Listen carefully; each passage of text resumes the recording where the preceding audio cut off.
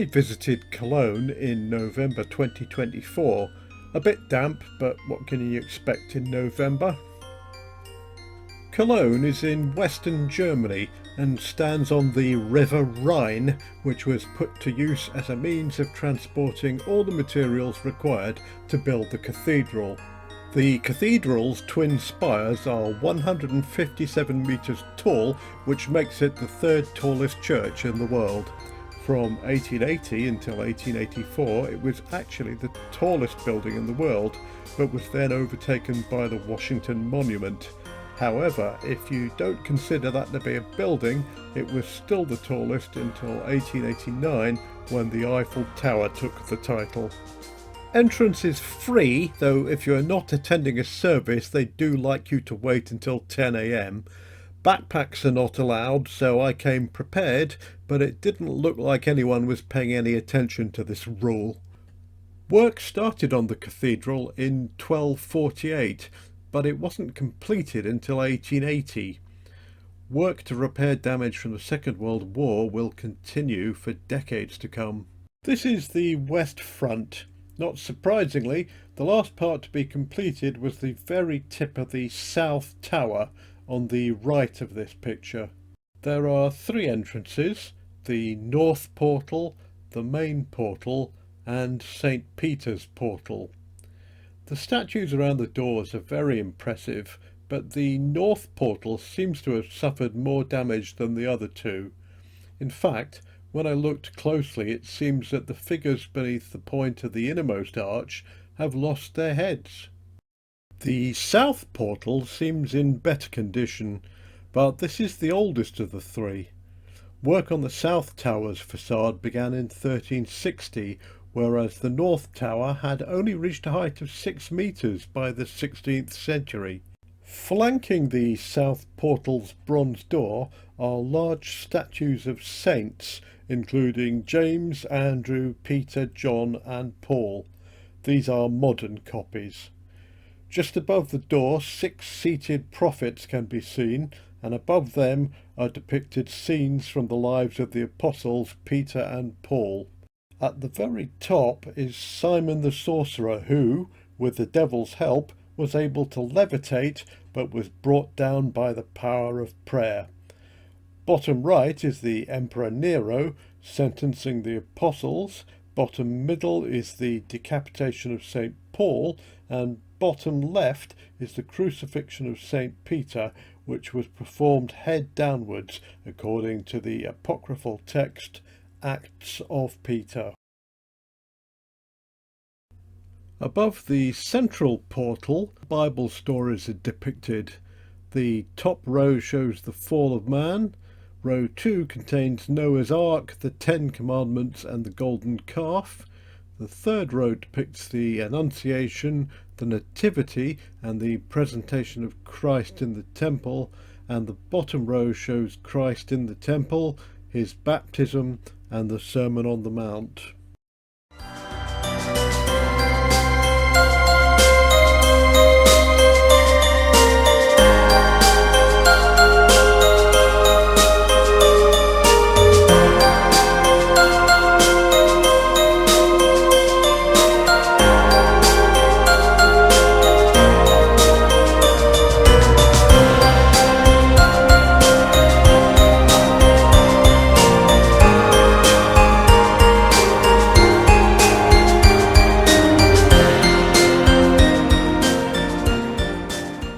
Time to go in, I think. This is the nave looking east towards the choir. Big emphasis on the vertical, 120 metres high, and although construction took some 700 years, adhering closely to the original plan. The windows of the southern aisle are 19th century painted glass. Although work began here in 1325, the vaults were not completed until 1848, and the 5 large windows were donated by King Ludwig I of Bavaria. By the way, I thought the nearby museum Ludwig might be named after him, but no, it is named after Peter Ludwig, the chocolate maker and art collector.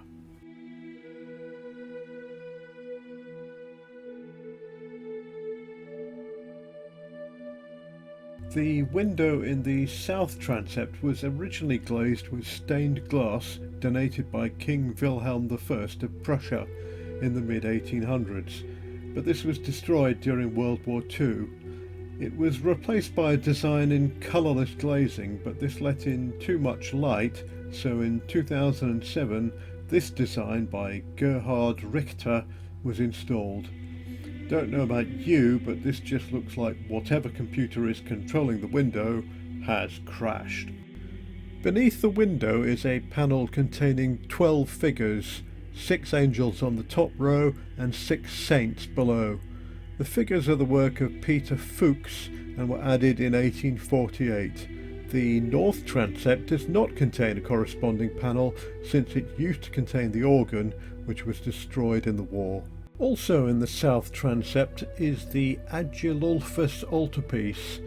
Nobody knows much about Agilulfus other than he was Bishop of Cologne and died violently in 750 after suggesting to King Pepin that maybe he shouldn't leave his throne to the illegitimate Charles Martel. The altarpiece was made in Antwerp around 1520 and used to be in another church, St. Maria ad Gradus, just to the east of the cathedral, which was demolished in 1819. The central shrine shows scenes from the life of Christ, whereas the wings illustrate the lives of the saintly archbishops Anno and Agilulfus. Nearby is this statue of Saint Christopher carrying the infant Christ across a river. It's 3.73 metres tall, or about 12.2 feet, and was made around 1470. Medieval paint is still present, and it is said that a daily glance at St. Christopher will prevent an unexpected death. On the southern side of the choir is the Lady Chapel, where you can find the altarpiece of the city patrons.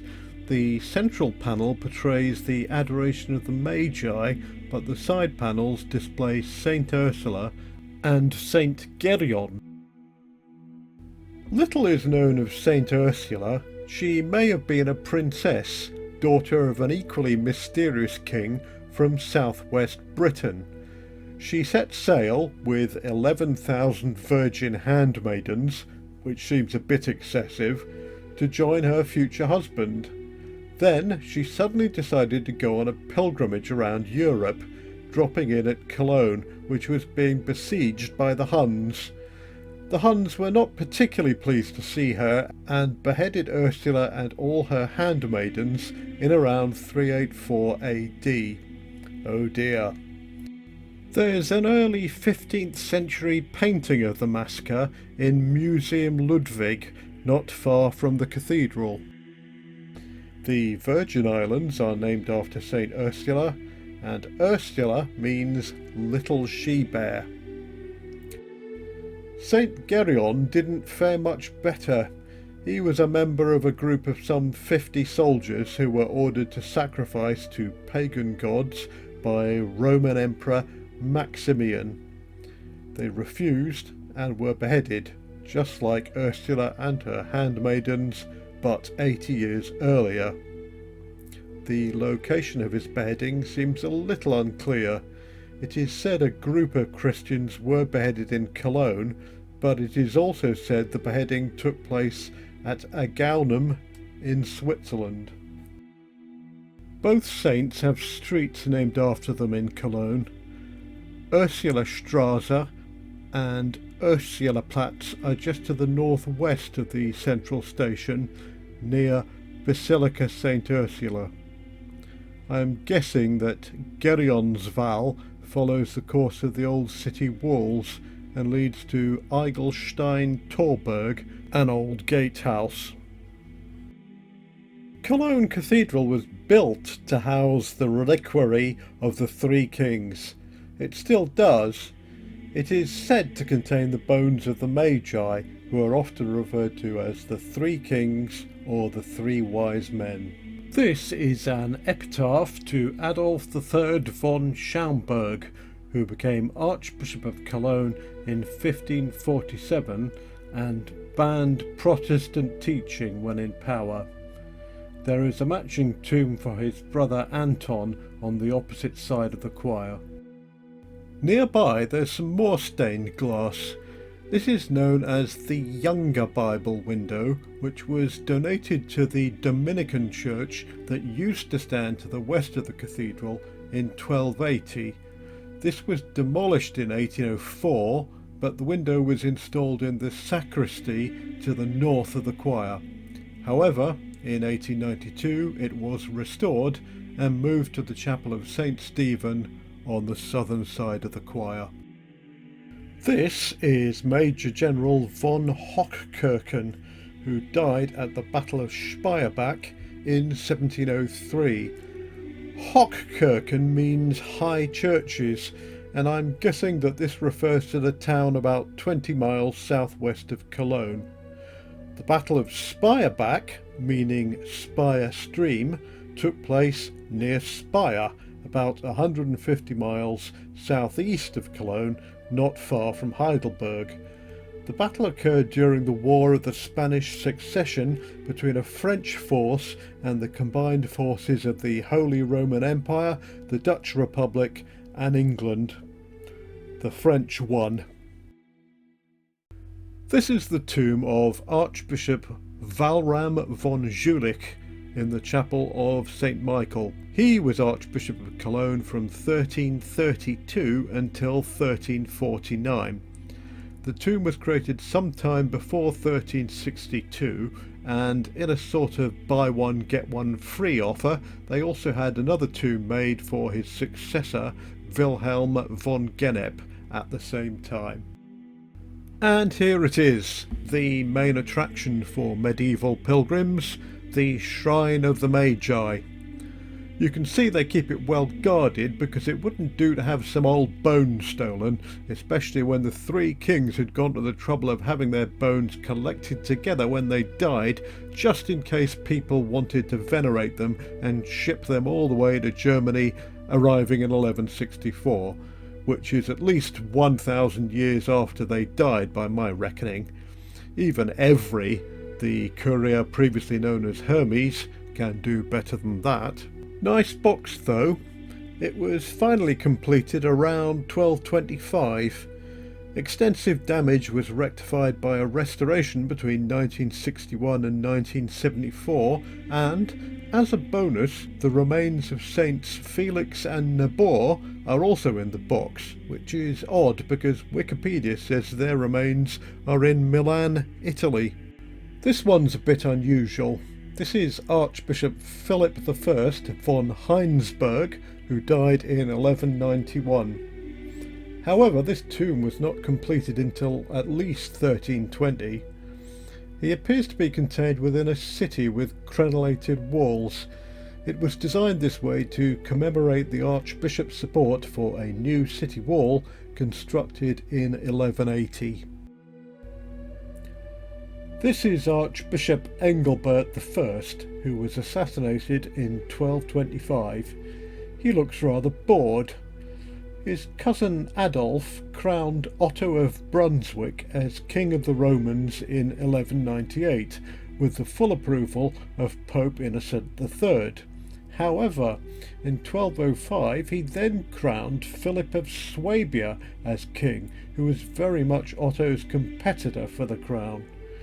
This displeased the Pope, and in 1206 he excommunicated both Adolf and Engelbert, who had supported Adolf's actions.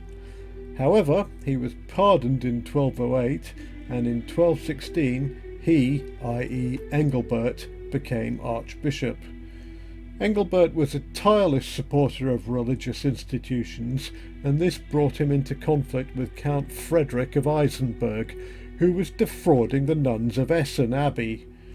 It is thought that Frederick murdered Engelbert as they were returning to Cologne from a judicial hearing in Soest, although it is probable Frederick had support from other members of the nobility. He was informally canonized in 1226. This is the altar of the cross, which contains the Gero crucifix. This is named after Archbishop Gero, who was Archbishop between 969 and 976. He donated the large crucifix, which was hugely influential on later representations of the crucifixion. It has moved around a bit. It used to stand in the old cathedral and has likely been relocated from the southern side of the choir to the north, but has been there since the 14th century, although the marble framing was added in the 17th century. This is a view of the north transept, which suffered considerable damage in the Second World War.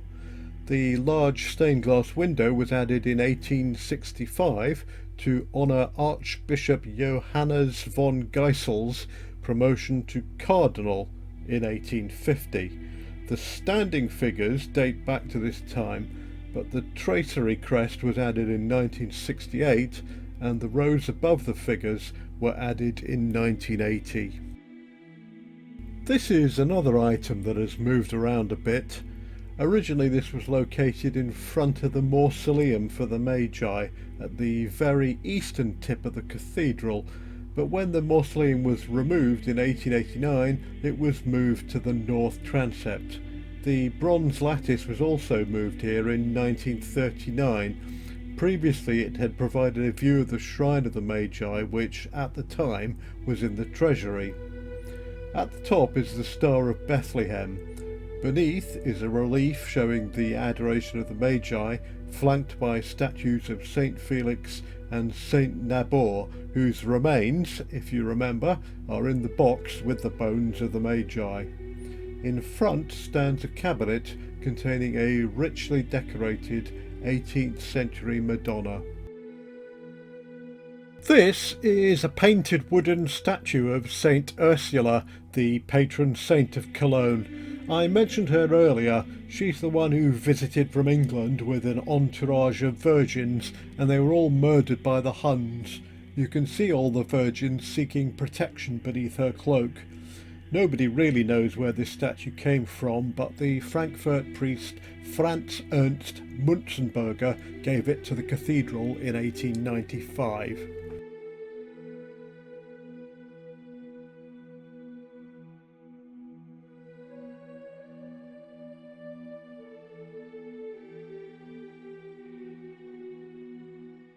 So now it's time to climb up the south tower. Oddly, you actually have to go outside around the south side of the cathedral and go down a broad staircase to reach the entrance. But before heading up, take a look up at the twin spires. Look at those little knobbly bits right at the top. Just imagine if that got blown off in the wind. Wouldn't do any damage, would it? Well, it might. They have a copy of the tip, the finial, in the square to the west of the cathedral, and it looks like this. Gives you some idea of the scale of the building, doesn't it? Nearby is this. This is the Roman northern gate, known as the Roma Torborgen. It was once a pedestrian entrance through the Roman city walls. It stands more or less where it was built, but the wall was demolished in 1826 when they widened the roads, so it's not quite spot on. So, up the stairs I go. Not much to see as you climb. Eventually a few narrow windows allow you to look down at the Christmas market, which was just getting up to speed when I visited. I can't remember why there was such a racket, but they are constantly at work on the cathedral and will be, money permitting, for the foreseeable future.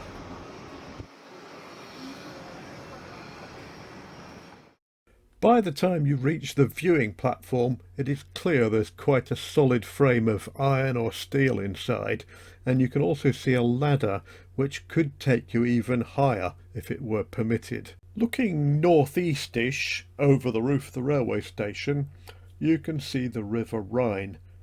The first bridge is the Zoobrücke, or Zoo Bridge, so named because Cologne Zoo is near the western end of the bridge. It's a road bridge. In the 1970s they found 2 oil tanks in the Rhine and temporarily stored them inside the bridge. in the pylons apparently. I'm not sure where that is in a box girder bridge. Anyway, when they drilled into them to determine what they contained, they discovered they were actually unexploded World War II bombs. I'm guessing they didn't go off. It's also the longest box girder bridge with a single support in the world. The suspension bridge behind it is the Mulheim Bridge, Mark II. The original bridge was completed in 1929, but this was destroyed in 1944 when an American bomb struck a chamber containing demolition charges. It was then rebuilt between 1949 and 1951, which seems remarkably quick in the circumstances. This is the best photo I could get of the Hohenzollern Bridge, which is the busiest railway bridge in Germany. The first bridge was built in 1859, but by 1911 it had been replaced by two railway bridges and a road bridge. In March 1945 the bridge was destroyed by German engineers as they retreated, although some parts were reused in the reconstructed bridge, which was completed in 1959. Further work was done between 1985 and 1989, adding additional tracks and a footpath and cycle path.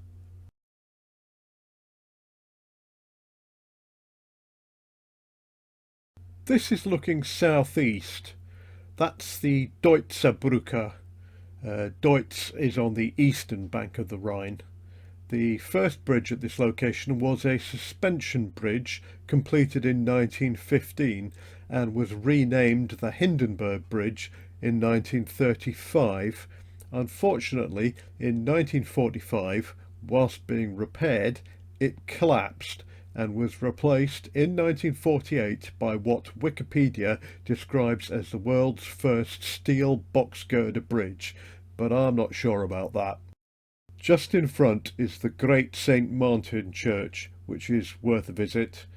I had lunch nearby on a very rainy day in Peter's Brauhaus, which I recommend, before taking these photos.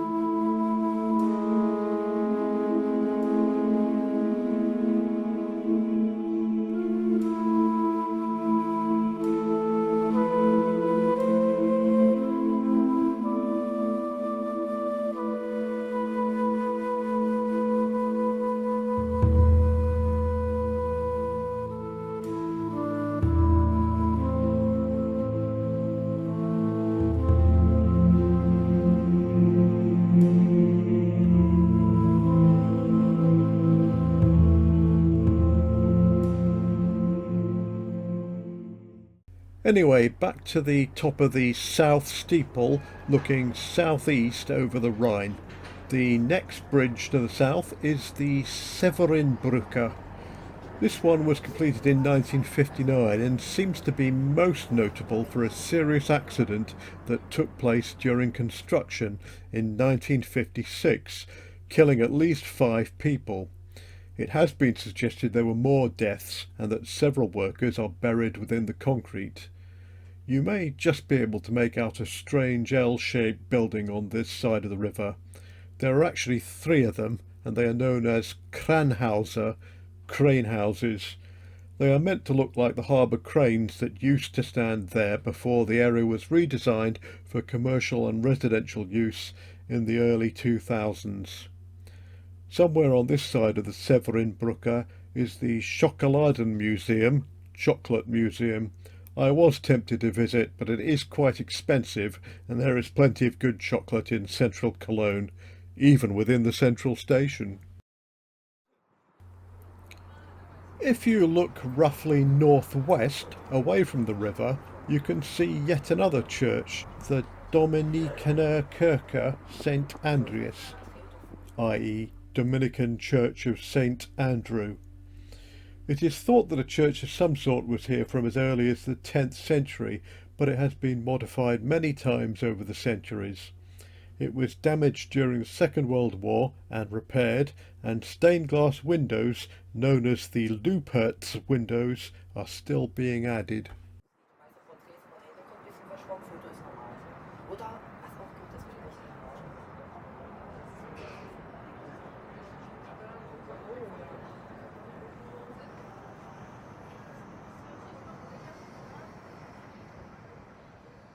This is Colonius, the Cologne Telecommunications Tower, which is considerably younger, being completed in 1981. It contains a cafe, a restaurant and a viewing platform, but unfortunately the visitors area has been closed since 1992. It was 252.9 metres tall, but in 2004 an additional radio tower was added using a helicopter, which increased its height to 266 metres. This addition allowed it to broadcast digital television. Let's try rotating clockwise a few degrees. Oh look, there's my hotel. The Saturn building, which contains a Premier Inn. Its proper name is the Hansa Hochhaus, which I think means Hansa High Rise. The Hansa bit is there because it stands on the Hansa Ring Road. So what I'm doing now is looking down on a building that in 1925 was the tallest building in Europe, from the tower of a building that was started in 1248. Okay, I think that's about all I've got to say about Cologne Cathedral. Although I missed out lots of stuff, I could go on all day, but I don't think I will. Thanks for watching this video. If you enjoyed it, you could like, subscribe or click that little bell button. It's entirely up to you. Bye for now.